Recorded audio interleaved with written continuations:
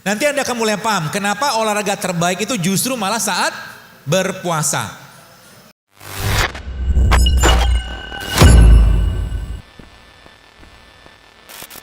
Cara menyenangkan perut kita sebenarnya tidak lain tidak bukan dengan cara apa?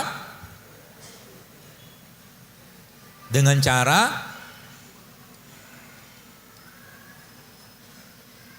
cara apa?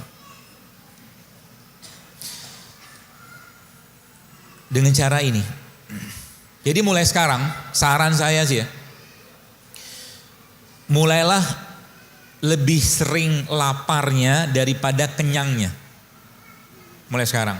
Terutama bagi Anda yang pertama, ada rulesnya sebenarnya. Rules pertamanya adalah Anda yang berat badan Anda di atas rata-rata, which is itu overweight atau obese. Yang pertama. Yang kedua, Anda yang punya banyak masalah kesehatan.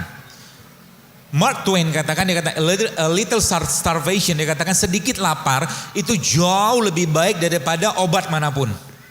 Kenapa? Baik, saya cerita begini. Biar gampang dicerna. Saya punya harimau contohnya. Contoh aja fiktif. Harimau ini kalau satu hari saya kasih 10 kg daging untuk makan tiap hari. Lalu pada satu hari harimau tadi teman-teman sekalian saya nggak kasih 10 kg daging tapi harimau tersebut saya kasih cuma 1 kg daging saja. Artinya ada sekitar 90% kalorinya dia, nutrisi dia yang saya batasin. Apa yang terjadi? Yang terjadi adalah harimau saya tadi saya bawa ke kerumunan orang. Apa yang akan berlaku? Yang akan berlaku adalah harimau tadi pasti akan makan orang, kan gitu. Tubuh kita juga sama. Nanti Anda akan mulai paham kenapa olahraga terbaik itu justru malah saat berpuasa. Saat perut Anda lapar maka olahragalah. Kenapa? Karena tubuh kita, bahasa saya itu berubah menjadi singa lapar. Singa lapar, kalau singa lapar maka apa yang terjadi? Dia akan menguras atau dia akan mengambil bagian-bagian energi yang gak kepake atau lebih gampang dipakai. Bagaimana polanya begini? Polanya begini. Ketika kita bicara tentang apa yang masuk dalam tubuh kita teman sekalian. Maka kalau Anda makan nasi.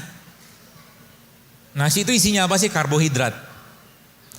Karbohidrat glukosa. Kalau nggak kepake. Maka dia akan dimasukkan atau diubah menjadi namanya glikogen. Oke, diubah menjadi glikogen. Kalau glikogen yang nggak kepake. Maka dia akan diubah menjadi lemak. Jadi kalau Anda makan, ada orang tanya, dokter saya kan nggak makan lemak, benar. Tapi Anda makan nasi kan? Karena nasi yang dimakan berubah jadi lemak. Jelas ya? Nah, si lemaknya ini disimpan di mana? Disimpan di liver. Maka kita mengenal ada nama istilah fatty liver. Oke? Nah, ini yang si glikogennya ini disimpan di jaringan.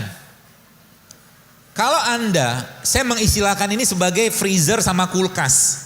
Jadi kalau nanti teman-teman tahu konsep ini sebenarnya banyak penyakit-penyakit seperti PCO, endometriosis, kolesterol bisa hilang dengan ini coba. Asal mau aja.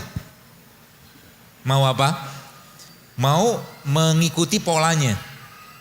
Ya.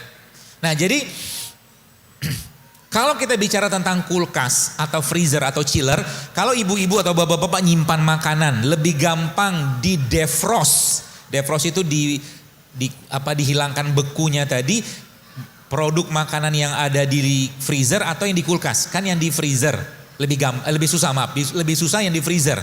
Jadi freezer itu udah beku banget. Kita butuh berapa lama, berapa banyak atau berapa waktu untuk mendefrost. Nah, tubuh kita juga sama. Jadi ketika seandainya Anda punya penyakit, ini keywordnya ya.